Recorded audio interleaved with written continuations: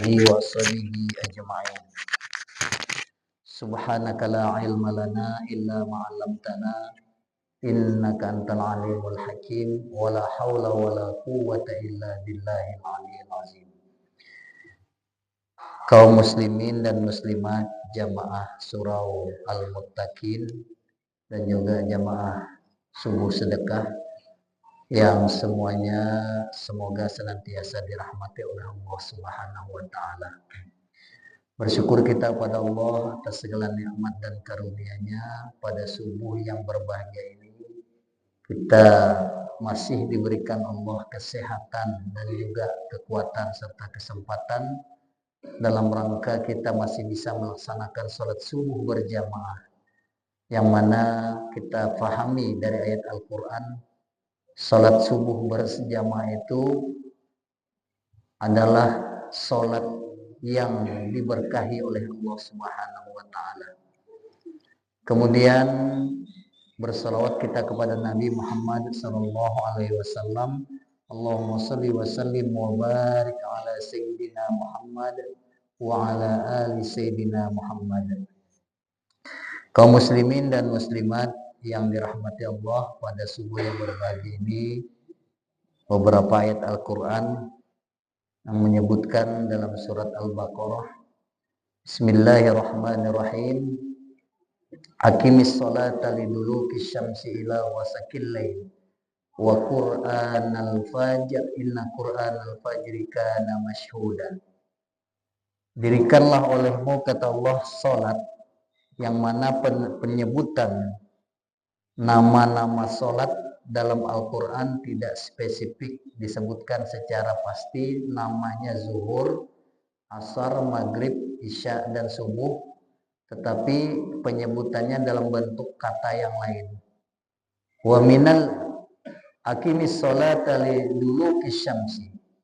Allah berfirman menyuruh kita umat Islam untuk mendirikan sholat ketika matahari tergelincir. Nah, ini tafsir dan takwil para ulama.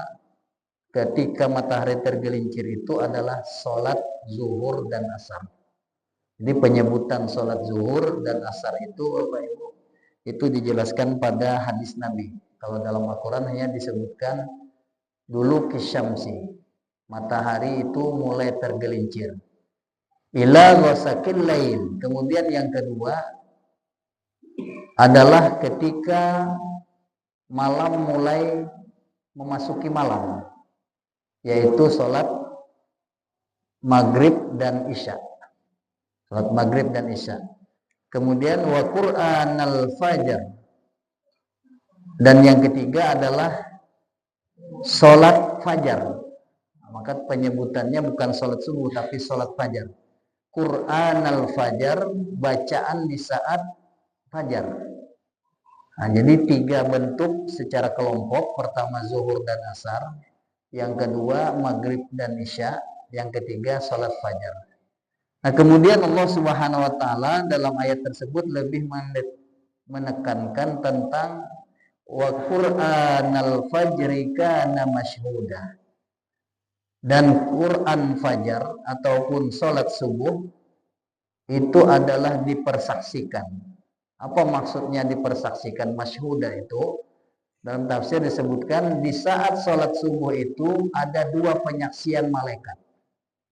Sholat subuh diperkuat dengan sholat asar. Dari Abu Hurairah radhiyallahu anhu menyebutkan, tu'radul a'mal an Abi Hurairah radhiyallahu anhu anna Rasulullah sallallahu alaihi wasallam qala yata'aqabuna fikum malaikatan bil laili wal malaikatan bin nahar. Berbolak-balik bergantian malaikat pencatat di waktu pagi dan di waktu sore. Nah, maka dalam hal ini kita disuruh dan diwajibkan beriman kepada malaikat yang senantiasa mencatat di kiri dan kanan kita. Di antara 10 malaikat itu yang disebutkan dalam rukun iman adalah malaikat para malaikat yang mencatat apa bentuk amal perbuatan kita setiap hari. Nah, di antaranya malaikat itu disebutkan ada raqib sebelah kanan, atid sebelah kiri. Ada lagi satu pendapat menyambat bahwa raqib dan atid itu nama satu malaikat sebelah kanan, raqib dan atid lagi sebelah kiri. Jadi kedua-duanya sama-sama menunjukkan bahwa ada malaikat yang senantiasa mengintai kita, yang harus diyakini. Artinya apapun bentuk perbuatan kita di setiap hari itu ada yang mencatat. Dalam hal ini ada pembuktian Allah Subhanahu wa taala bahwa kita dalam hidup itu perlu ada catatan. Perlu ada catatan, karena kalau tidak ada catatan, suatu saat untuk membatalkan ataupun mendustakan apa yang tidak ada catatan itu lebih gampang. Nah, maka dalam hal ini Allah mengajarkan kepada kita untuk dicatat apapun bentuknya, apalagi mengenai transaksi uang. Jadi kita tuh kalau ada hutang piutang, jangan kada dicatat. Karena kalau kada dicatat, suatu saat setahun kemudian atau 2 tahun kemudian kita sudah kada ingat lagi bila membayarnya, bila kemudian mengembalikannya. Baik yang berpiutang atau yang berhutang itu disuruh mencatatnya. Karena timbul keributan, kada sudah dibayar belum je. Mana buktinya membayar? Kata yang mempiutangi, kata yang berhutang sudah bayar itu, nih tanggal di sini. Tapi kada ada bukti. Nah, itu pelajarannya kepada kita. Allah itu menyuruh kita supaya teliti dalam apalagi hal administrasi, apapun bentuknya, disuruh Allah. Jadi ketika ada manusia yang berprotes kepada Allah, mana bukti aku melakukan sesuatu? Aku kan hanya engkau tuduhkan saja. Bisa saja kata manusia seperti itu di hari kiamat nanti. Di hari kiamat nanti. Mana bukti seseorang melakukan perbuatan maksiat? Kata Allah, ini dia catatan daripada para malaikatku. Mau diapakan? Jadi itu perlu adanya bukti. Maka itu Allah sudah mengajarkan kepada kita segala sesuatu yang akan ada imbas di penghujung kehidupan atau berapa lama waktu yang akan datang, harus ada catatan. Maka catatan malaikat inilah yang terkumpul, inna Qur'anal fajri kana masyhuda. Di saat sholat subuh itu dipersaksikan, karena di situ ya ta'aqabuna malaikatul laili wan nahar. Bergantian malaikat siang dan malam itu di saat sholat subuh dan sholat asar. Jadi disebutkan ketika sholat subuh Allah bertanya kepada malaikat malam yang mempertanyakan, hambaku tadi sedang mengapa? Hambaku mengapa? Jadi kata malaikat malam, aku tinggalkan hambamu tadi ya Allah, itu dia sedang sholat subuh. Satu catatan yang lebih, catatan plus lah bahasanya itulah. Kemudian di sore hari ditanyakan lagi kepada malaikat asar, malaikat siang. Dia bertanya, subuh tadi waktu engkau memulai tugas, ini samalah petugas pegawai puskesmas, pegawai itu kan ada pergantian. Mulai tugas tadi kata Allah, hambaku itu si A itu sedang mengapa? Aku temui awal aku bertugas subuh tadi, kata malaikat siang, malaikat asar, nanti dia melaporkan, ini sedang sembahyang. Jadi dua gawian, satu pekerjaan dapat 2 nilai. Itulah istimewanya sholat subuh. Yang disebutkan oleh Allah, wa Qur'anal fajri kana masyhuda. Itu dalil ayat Al-Qur'an, dalil hadis Nabi menyatakan bahwa ada malaikat yang bergantian di saat sholat subuh dan asar. Itu penjelasan yang lebih detail. Nah, jadi di sini penjelasan wa Qur'anal fajri kana masyhuda itu ada satu pekerjaan kita, yaitu sholat subuh, apalagi berjamaah. Ya. Bukan hanya berjamaah saja, sendirian juga termasuk yang dipersaksikan. Persaksikan satu gawian 2 laporan. Nah, ini ada keuntungan ini kalau sholat subuh dan asar ini sebenarnya. Gawiannya sekali, tapi laporannya 2 kali. Minum Pak Yablah.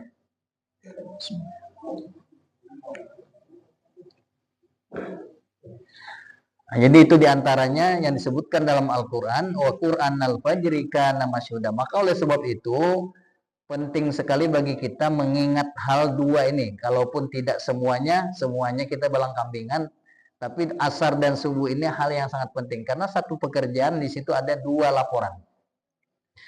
Jadi kalau sudah dua laporan itu sangat menguntungkan bagi kita, pekerjaan sekali. Dan dalam hal ini laporan-laporan Allah, laporan-laporan petugas Allah ini berupa malaikat pencatat ini ada yang sifatnya Pak Bu itu harian, asar dan subuh. Ada yang sifatnya mingguan. Mingguan itu disebutkan Nabi Shallallahu Alaihi Wasallam dalam satu riwayat an Abi Hurairah radhiyallahu anhu, qala berkata beliau, tu'radul a'malu ilal isnain, dihadapkan lagi amal perbuatan manusia itu yaumal isnain wal khamis.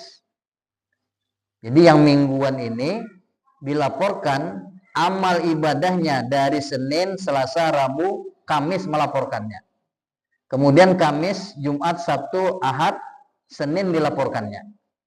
Atau laporan mingguan. Nah, jadi kadang bukan kita pegawai aja Pak yang laporan tiap hari, laporan tiap tiap minggu itu malaikat laporan juga jangan Allah. Nah maka kata Nabi ketika uhibbu an tu'rada ayyu arada amali wa ana shaimun. Aku lebih suka, senang aku ketika amalku itu dihadapkan kepada Allah, dilaporkan wa ana shaimun, aku sedang berpuasa. Nah, jadi satu lagi yang diajarkan Nabi dan dalam Al-Quran tadi sudah Nabi mengajarkan kalau kita sedang beramal itu untuk mendapatkan nilai plus itu maka harus ada gawian lain yang mendukungnya. Jadi waktu dilaporkan itu aku sedang puasa aja nanti. Sudah laporan amal bagus, kondisi orang yang dilaporkan itu sedang baik-baik pula, bukan sedang tidak baik-baik. Nah, jadi yang tadi sudah ada ketentuan Allah, Qur'anal fajri kana masyhuda, memang sudah ketentuan Allah, ada satu pekerjaan dua laporan. Kalau yang ini kita yang mengusahakan. Nah, kita yang mengusahakan bahwa amal itu ketika dilaporkan kita sedang puasa, maka itu disyariatkan puasa Senin dan Kamis, disunatkan, bukan diwajibkan, tapi hanya sunat saja, sunat muakkad puasa Senin dan Kamis. Jadi analoginya kayak ini Pak Bula, percontohannya itu kalau suatu ketika kita bertemu dengan seseorang yang memiliki asumsi pikiran kita sedang di depan surau, depan masjid. Nah, itu pasti pikiran orang tatamu ini kawannya sedang di depan masjid ya. Dalam pikiran orang yang melihat kita, otomatis ini pasti anak sembahyang. Kan gitu. Nah, itu aja pikirannya, padahal bukan tentu sembahyangnya. Kebetulan aja di depan masjid. Asal tatamu 2-3 kali di depan masjid terus. Ada lagi orang ketika tatamu pas di depan kafe. Apa pikirannya lagi orang tuh? Ini anak masuk ke KP nih. Nah, jadi asumsi orang itu berbeda-beda ketika melihat pekerjaan kita. Nah, maka Allah Subhanahu wa taala, Rasulullah Shallallahu alaihi wasallam menyuruh kita itu memposisikan diri kita kalau dilihat Allah itu jangan di suatu tempat yang kada baik. Dan jangan sampai Allah kada melihat kita di suatu tempat yang kada baik. Nah, itu hadis Nabi dalam hadis qudsi disebutkan.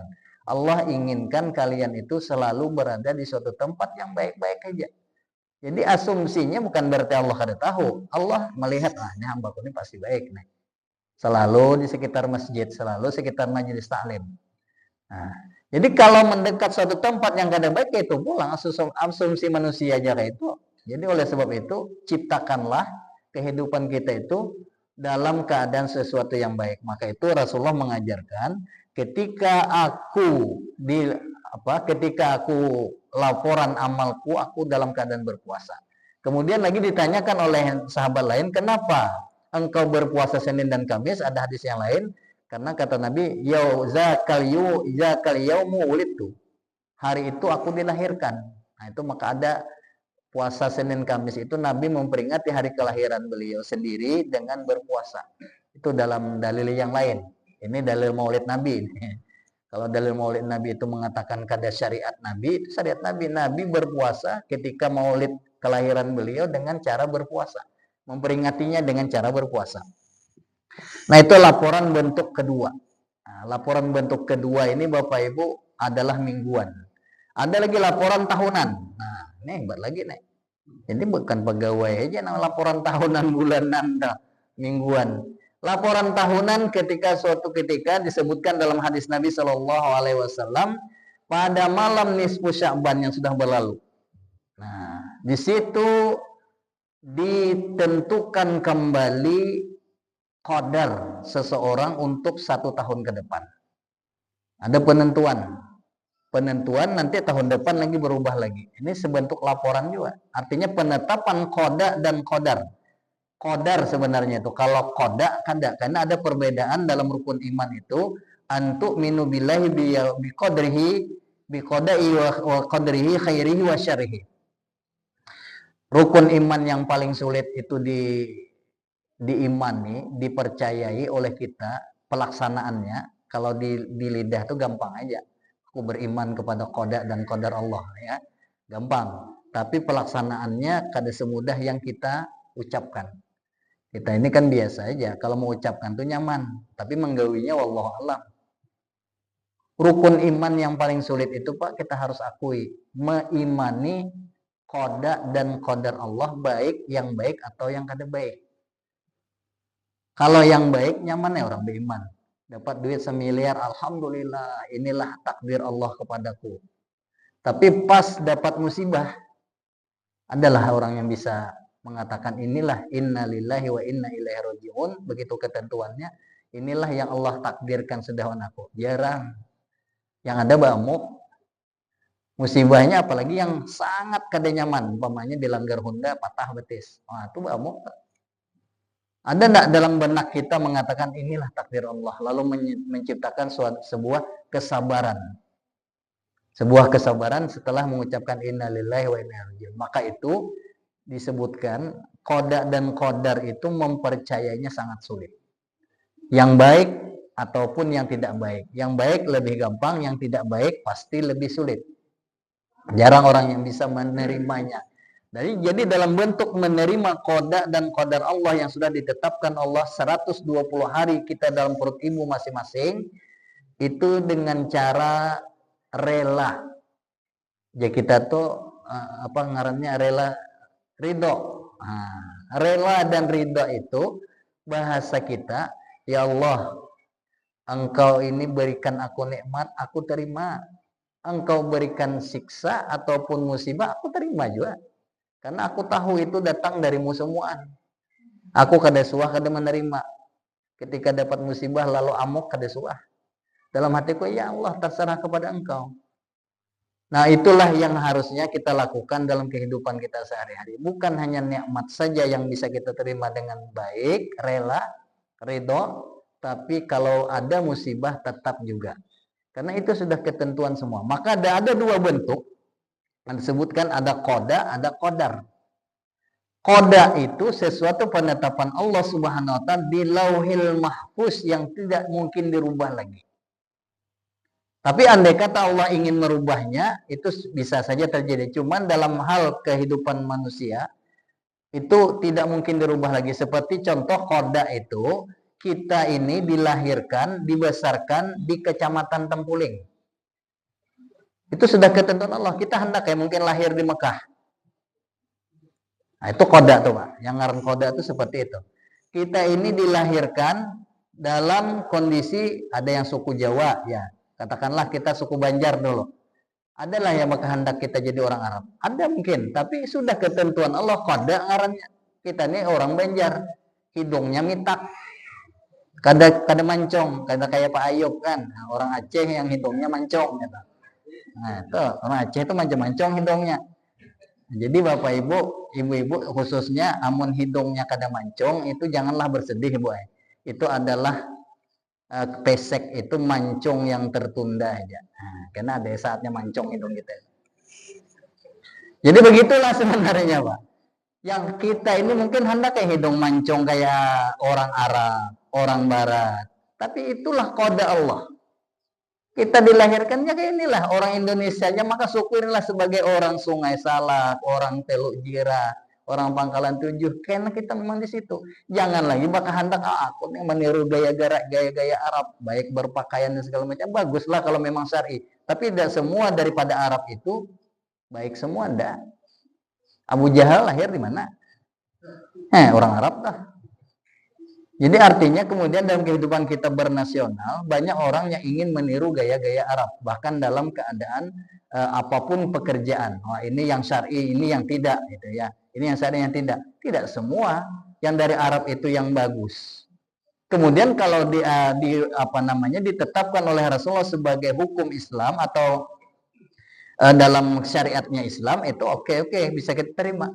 Banyak syariat jahiliyah itu yang tidak dijadikan Rasulullah sebagai syariat Islam. Banyak. Jadi jangan berpatokan kepada Arabnya, tapi berpatokan kepada Islamnya, karena kebetulan Islam itu lahirnya di Arab. Kalau Islam itu lahirnya di Sungai Luar, orang keluar. Gitu.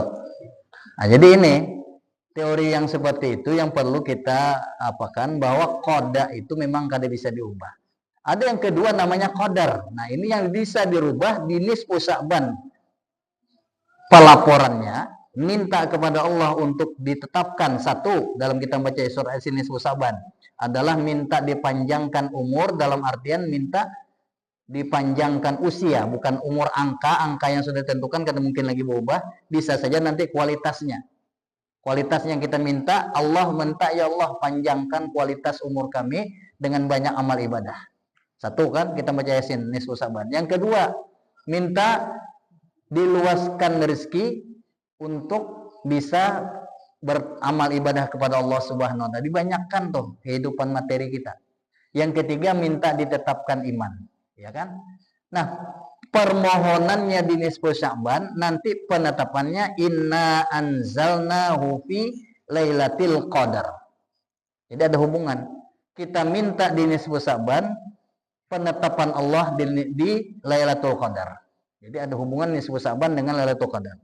Jadi dalam hal ini, kenapa kita minta untuk yang tiga yang baik itu, nanti Allah akan menetapkan di Lailatul Qadar. Maka qadar itu masih bisa berubah. Kalau qada, kada lagi.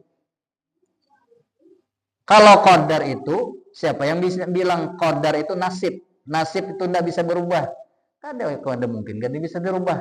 Kecuali yang merubah itu manusia, iya. Ketika Allah yang menghendaki, dia yang menetapkan dulunya, bisa aja dirubah. Ada dalam takdir Allah yang dirubah menurut beberapa riwayat itu, seperti contoh orang itu dengan sebab berdoa dirubah oleh Allah Subhanahu wa taala takdirnya. Takdirnya mendapat musibah, tapi pagi hari tanggal nih berapa nih? Tanggal 8 nih, tanggal 7. Tanggal 6 hari ini ya. Tanggal 6 dia mendapatkan musibah di waktu asar umpamanya. Tapi subuh ini dia minta, ya dafi'al bala ya Rahman, ya dafi'al bala ya Rahim. Hindarkanlah daripada kubala ya Allah ya Rahim. Jadi dengan doa Allah bisa merubah. Doa itu sesuatu yang bisa merubah takdir, bukan qada. Nah, ketika Allah merubahnya, bisa saja nanti Allah masuk ke dalam alam mimpi. Yang semula ditikam orang umpamanya dalam alam takdirnya, dirubah Allah di mimpinya. Maka dalam mimpi itulah dia seolah-olah benar-benar ditikam orang. Tapi sebab dia berdoa, dipindah Allah Subhanahu. Itulah takdir yang bisa dirubah oleh Allah Subhanahu wa taala. Jadi makanya jangan disepelekan doa itu.